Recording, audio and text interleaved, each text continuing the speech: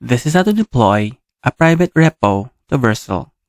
From your dashboard, click Add New, select Project, then continue with GitHub, then sign into your GitHub. I'll choose Google, then we'll install the GitHub, and then we will choose only select repositories and select your private repository.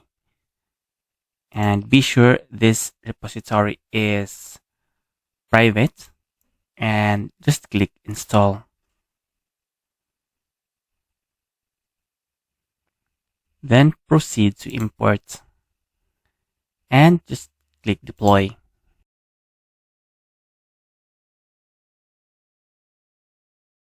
Then we have deployed a private repo.